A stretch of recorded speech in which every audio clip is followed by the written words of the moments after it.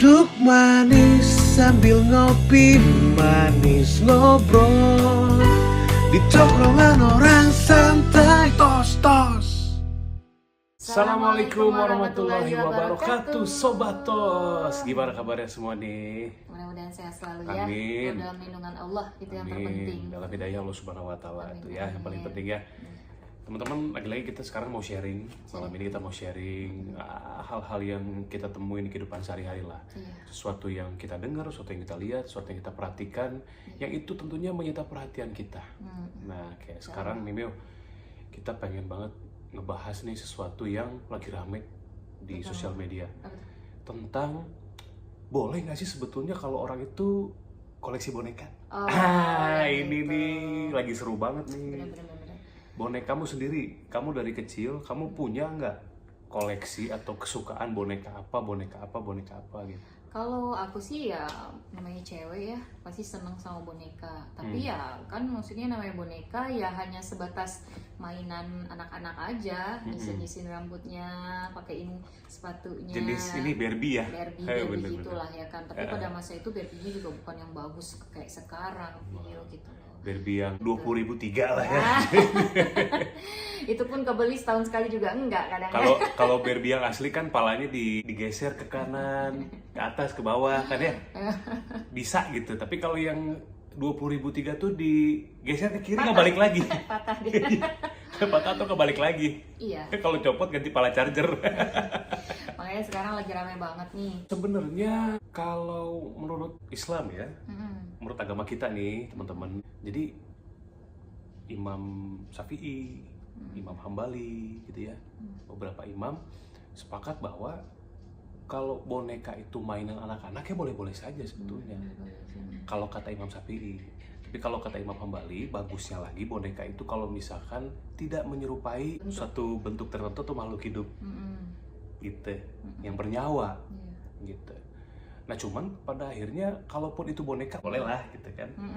Sebab ada hadisnya dari hadis riwayat Bukhari Muslim nomor 2440 kalau saya nggak salah, boleh teman-teman cross check lagi tuh. Jadi dari Siti Aisyah radhiyallahu anha, jadi mengatakan jadi satu waktu tuh Siti Aisyah lagi main boneka sama teman-temannya. Nabi Muhammad datang, kemudian teman-temannya tuh ngumpet gitu. Nah, akhirnya ketemu Rasulullah, bonekanya itu dikasih lagi ke Siti Aisyah. Nah, di situ kan menyimpulkan bahwa boleh sebetulnya kalau main boneka. Iya. Itu kan sebenarnya kan boneka itu mainannya anak perempuan. Main anak perempuan. Tapi yang nggak boleh itu sebenarnya kan boneka itu dimasuki ruh katanya. Ada yang ruh anak kecil, ada yang ruh macam-macam ruh tuh. Yang dibeli tuh boneka itu macam-macam juga dari asal-asalnya nih. Gitu Tapi loh. sebelum ke situ Mio, ini sebetulnya aku menganalisa kenapa sebetulnya kok sampai akhirnya tidak boleh yang menyerupai manusia terutama ya. Maksudnya gini, kalau misalkan memang bentuknya manusia, kepalanya mirip manusia gitu ya, bener-bener plak manusia, berarti bawahnya diganti mungkin robot gitu mungkin. Diganti, jadi nggak plek-plekan mirip manusia banget gitu. Nah, belum pernah aku nemuin boneka ataupun apapun, karena aku juga koleksi action figure kan, belum ada yang plek. Nah, tapi sekarang dengan kemajuan zaman nih, ada boneka-boneka bener-bener kayak bayi ya. yang bener-bener bukan cuma kayak bayi, yang berbentuk manusia dengan kulit tekstur dan lain sebagainya, seolah-olah itu tuh betulan daging gitu. Iya. Betulan kayak kulit gitu. Iya, harganya ya kan? juga mahal banget. Harganya mahal. Nah, aku mulai berpikir kenapa ya kok Islam melarang boneka-boneka yang terlalu mirip seperti itu. Nah, aku inget nih, sekarang kan ramai diperjualbelikan boneka seks tuh. Ya kan? Iya. Dengan berwujud perempuan gitu kan? Perempuan seksi. Seksi dengan pokoknya plek-plekan mirip perempuan deh. Dengan rambut yang nggak tahu itu rambutnya, denger sih katanya rambut asli. Gitu kayak cewek buat sambung rambut itu loh, Mam. Rambut asli dipasang. Nah, itu kan bisa kalau misalkan akhirnya itu banyak yang order, bisa mengurangi tingkat pernikahan gitu ya. Tapi ya udah terjadi gitu, bahwa banyak laki-laki yang nggak mau menikah malah membeli boneka, jadi seolah boneka itu adalah istrinya. Dengan pengakuan bahwa kalau boneka kan nggak bisa macam-macam, nggak bisa selingkuh, nggak bisa, nggak neko-neko minta bener, ini minta itu, bener. Ya kan? Dan teman-teman boleh cek Siapa-siapa aja orang-orang di dunia ini sudah menikah dengan boneka itu ada. Ada, bahkan banyak di belahan dunia ini. Satu itu. Akhirnya aku menemukan satu alasan gitu ya. Di antara sekian banyak alasan kenapa Islam melarang produksi atau kita bermain dengan boneka yang terlalu mirip dengan ciptaan Allah gitu. Nah, itu salah satunya. Yang kedua betul kata kamu tadi, syirik. Ya, musyrik jatuhnya Musyrik. udah memasukkan arwah itu kan udah jin ya.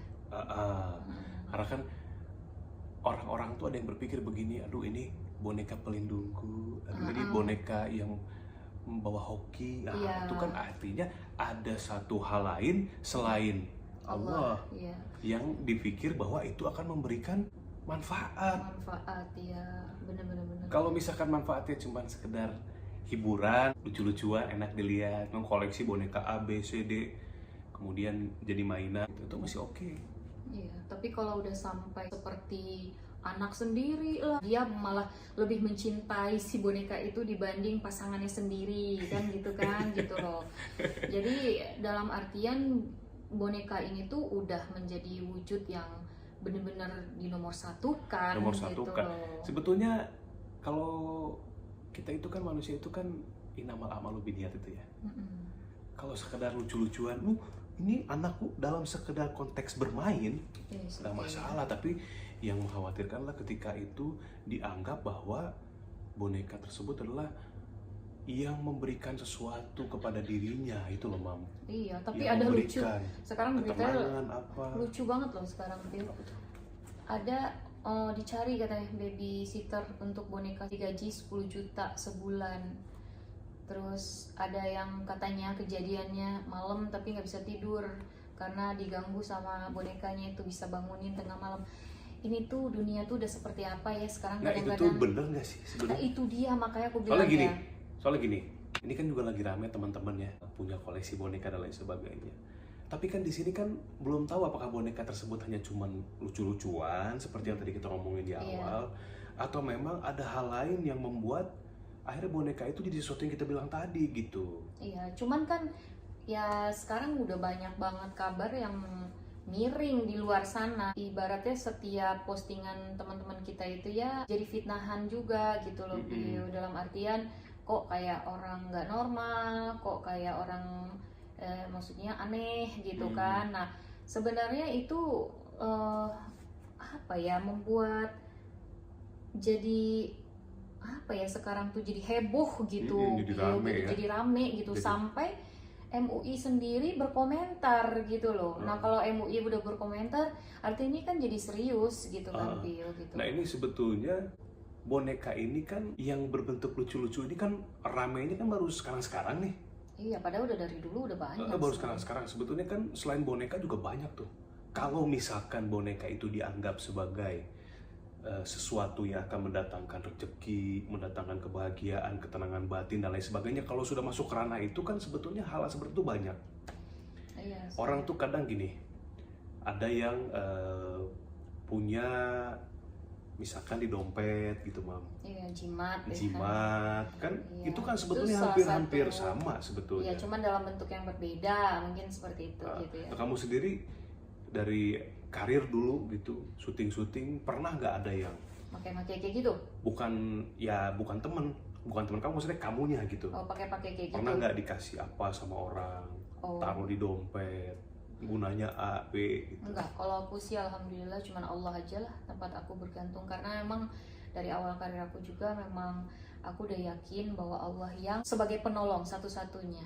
Karena banyak banget keajaiban yang aku temukan, bener-bener yang aku kaget sendiri, ya Allah, astagfirullahaladzim, Masya Allah, luar biasa. Jadi semua pertolongan Allah. Pertolongan gitu. Allah semuanya. Iya, nggak ada, aku nggak mau juga bermain-main dengan hal yang seperti itu, karena nggak akan langgeng juga gitu loh. Karena resikonya juga berat juga. Bener. Banyak soalnya teman-teman aku yang ngajakin, ayo lu mau laku nggak? Ayo kita pasang susu. Di mana gitu, di mana. Memang sih teman aku yang ngajak itu tiba-tiba langsung terkenal gitu.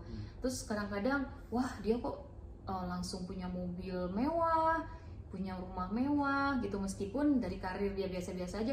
Tahu-taunya apa coba, jadi pelakor gitu kan. Nah itu tuh karena ya mungkin ya menurut dia tuh dengan susuk-susuk yang dia pakai itu membuat laki-laki tertarik sama dia bisa menggait laki-laki yang banyak duit gitu. Ini sebetulnya nih teman-teman, kalau ngomongin susuk nih, Allah mungkin video ini bisa menjadi wasilah, barangkali ada subscriber kita atau penonton kita atau temennya dari penonton kita, siapapun yang pernah menggunakan itu, sebetulnya itu tidak semudah dan sesimpel yang dibayangin. Jadi pernah sedikit cerita Mio ya, waktu di siraman kolbu itu banyak banget narasumber yang datang ke siraman kolbu ketemu Pak Ustadz pengen susuknya dilepas. Jadi orang itu masang susuk misalkan nih, masang susuk waktu dia masih ABG ya, atau beranjak dewasa. Dia pasang susuk, kemudian usianya udah makin tua, nah kan banyak hal-hal aneh tuh biasanya. Ya kan, atau susuknya kadaluarsa kah gitu ya. Karena kan susuk itu kan harganya beda-beda.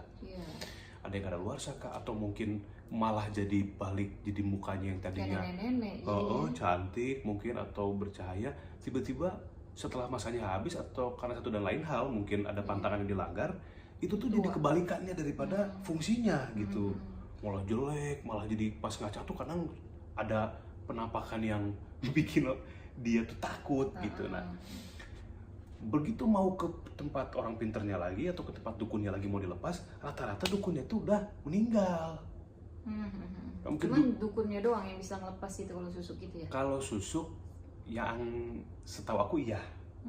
Jadi si A yang masang, si B juga yang harus nyabut. Gitu. Jadi gini, misalkan pasang susuk, pantangannya itu nggak boleh makan sate, misalkan kan gitu ya. Nggak boleh makan sate. Terus nggak boleh makan apa gitu katanya, makan pisang apa gitu. Iya, pisang mas.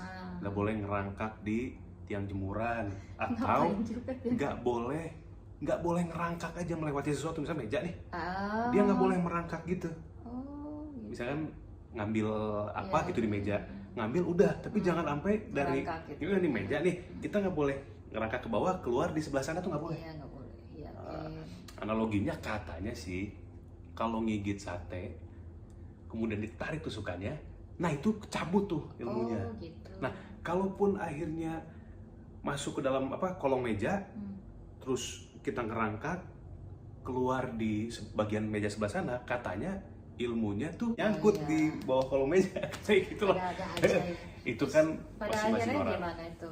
Dia minta keluar sama Ustaz Danu. Pada akhirnya ada juga orang yang udah dikeluarin sama dukunnya, tapi masih ada jinnya. Nah, ternyata begitu. Jadi susuk itu masukin jin juga gitu?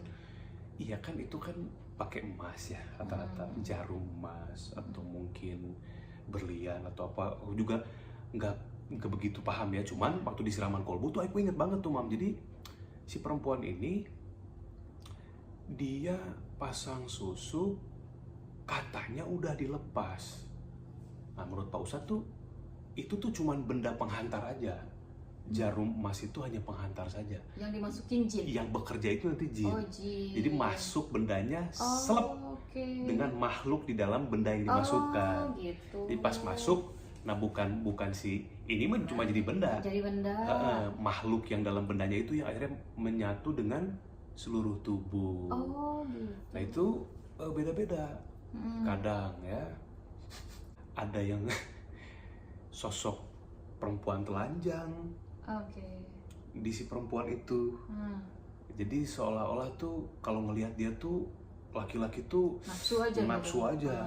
Apapun dikasih, karena sesuatu itu sangat mungkin untuk sebagian orang terlihat, perempuan tuh cantik banget, kok indah banget gitu ya. Iya loh, aku bawaannya bingung. Tuh pengen apa gitu. Aku bingung ya, ngeliat temen aku nih, pengalaman aku di entertain lah ya gitu.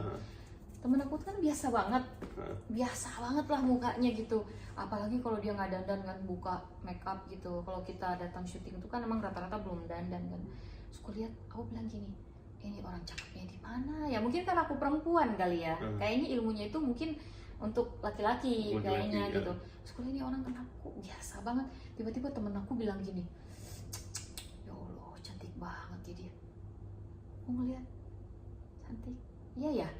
Takutnya gue ngeliat, aku bilang biasa aja, takutnya aku dibilang sirik gitu. Tapi aku sebagai perempuan ngeliat emang biasa aja gitu. Tapi kamu kenal sama perempuan itu? Ya, Teman? kenal pula. Dia pernah cerita nggak kalau dia pasang susuk apa? Karena kalau nggak cerita, bisa jadi memang kan cantik itu relatif ya. Enggak, emang dia ya ibaratnya cerita lah, karena kan dia maksudnya dia punya barang-barang branded ya kan. Terus tasnya tuh di zaman itu aku tuh masih paling mahal juga tas aku 1,5 juta lah gitu ya, yang merek Guess gitulah ya. Kalau dia kan udah LV, Gucci ya zaman-zaman itu tahun 2002 lah ya. Gitu. Jadi buat aku tuh suatu barang yang wah banget gitu. Tau-taunya dia tuh cuman dia cerita sama aku karena kita pernah nginep bareng gitu loh. Dia bilang dia pengen sholat, kok ngelihat aku sholat tuh kayaknya dia kok adem, dia bilang gitu. Gua pengen deh gitu. Akhirnya aku bilang ya udah lu sholat aja.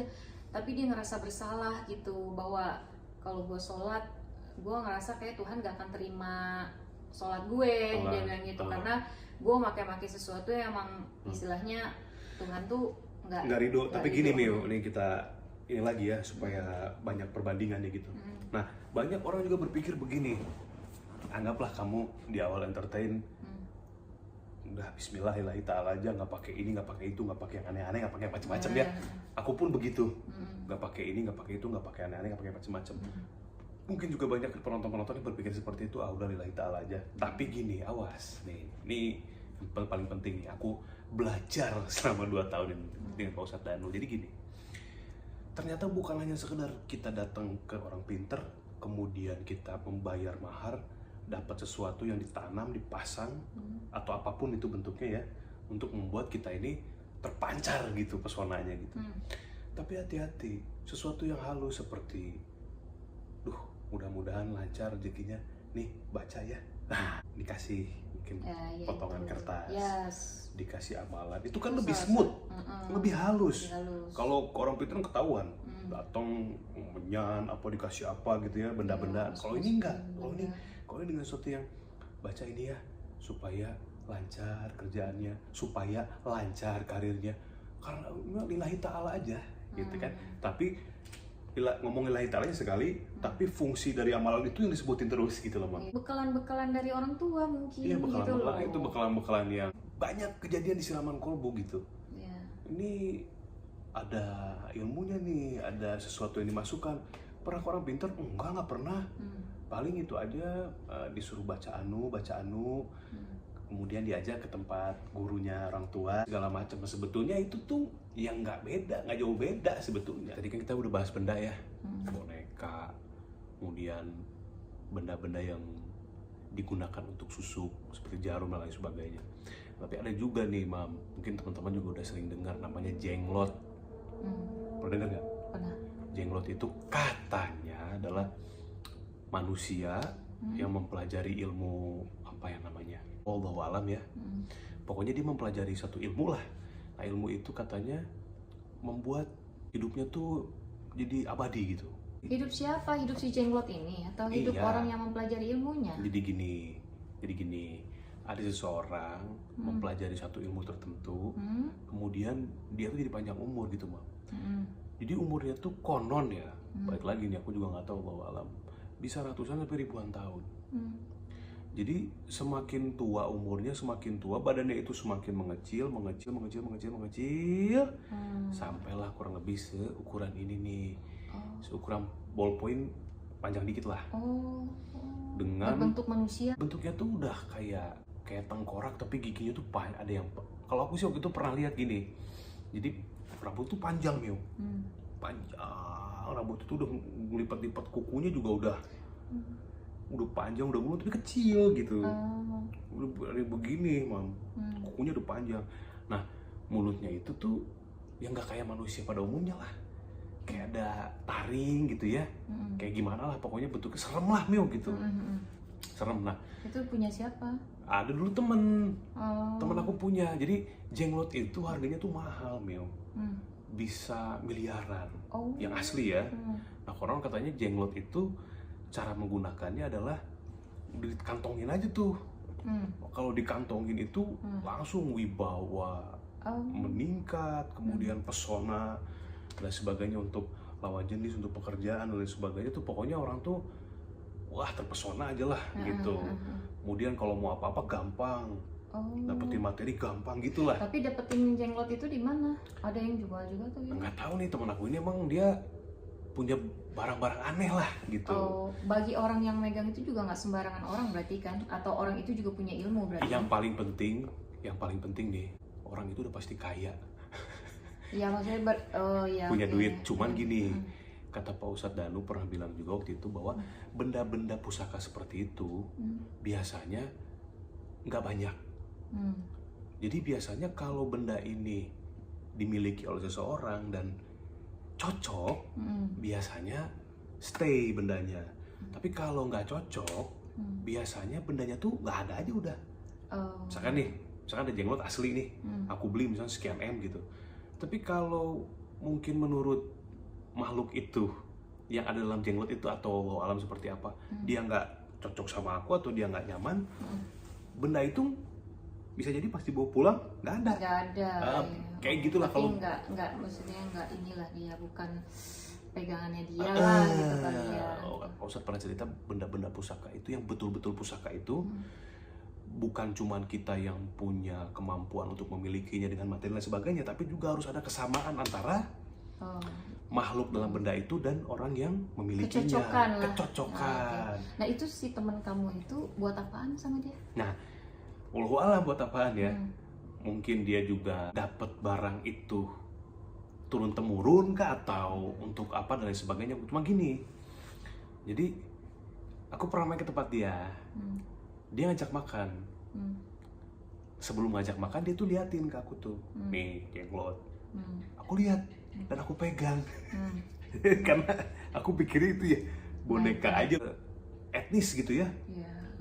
Nah, makan ditaruhlah sama dia di kotak gitu, Mam. Kotak kayak kotak pulpen, kotak kipas lah segede gitu. Ditaruh. Terus sama dia ditaruh ini kayak botol kecil segini lah ya. Botol kecil segini isinya tuh darah. Aku nggak nanya itu darah orang apa darah hewan, nggak nanya tuh. Cuman darah, jadi ketahuan ya baunya kan kalau darah tuh kayak bau. Untuk apa itu? Buat makan si jenglot itu? Nah ditaruh sama dia di samping jenglot itu, tutup aja kotaknya tuh. Jadi jenglot, darah di botol kecil, tutup. Nah, kita makan tuh. Terus? Keluar makan, pulang makan. Tuh, lu lihat deh coba gitu. Dibuka lagi sama kotaknya. Si darah itu udah habis. Dengan bekas darah di mulut si jenglotnya itu. Nah menurut kamu si jenglot itu pas kamu lihat itu lagi udah masih hidup atau gimana? Nah ini, jadi waktu aku lihat setelah pulang makan tadi yang darahnya habis itu, gimana lo udah percaya belum? Aku masih mikir, duh tapi kok bisa gitu kan?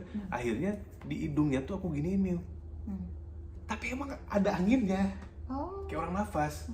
Kalau tangan diginiin kayak ada orang nafas ya gitu.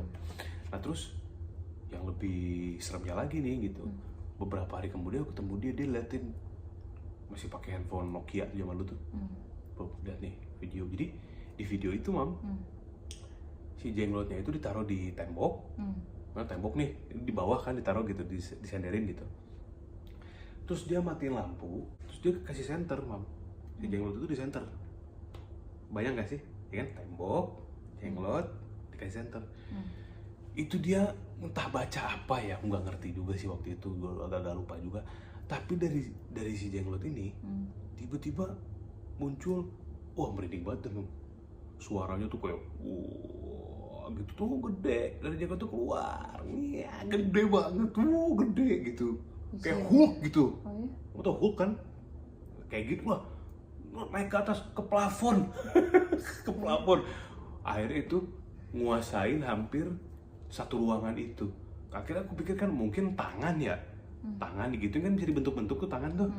Tapi kan kalau tangan nggak mungkin bisa sampai orang senternya cuma di sini. Tiba-tiba diikutin terus tuh tangan, bentuk tangan, kepala, wah gede gitu. Nah itu, udah, oh nggak aku terusin, aku kasih lagi. Tadinya di dalam benda-benda itu jinnya luar biasa ya? Ada makhluk yang bersembunyi di situ. Iya pasti. Jadi lah. bukan bendanya, isi dari bendanya sebetulnya. Iya benar, yang menjadikan musyrik. Yang menjadikan musyrik. Nah cuman teman kamu itu apa iya cuman buat koleksi-koleksi doang kan, enggak kan? Buat apa? Emang dia tahu nggak kamu dia digunakan buat apa? Iya, wallahu alam ya, dia tuh mungkin praktisi pada waktu itu. Praktisi artinya dia ya punya langganan lah. Oke. Punya langganan itu ya diantaranya ya perempuan untuk masang sesuatu gitu kan, yang tadi yang tadi diobrolin, masak susu, penglaris dan sebagainya. Temenku ini praktisi gitu. Nah cuman balik lagi yang cenglo tadi nggak tahu buat apa ya, tapi kalau yang lain misalkan ya jadi banyak tuh perempuan yang datang ke tempatnya dia. Kalau aku sama dia memang temen, terlibat dalam suatu pekerjaan bareng lah. Jadi bukan berteman karena memang aku mau berguru atau mau jadi pasien ya, tapi ketemu di tempat kerjaan gitu teman-teman. Dan dia banyak juga aku pelajarin hal-hal itu dari dia juga. Nah begitu ketemu di siraman kolbu, akhirnya diluruskan lagi sama Pak Ustadz dan akhirnya kesimpulannya seperti itu. Lanjut di part selanjutnya guys.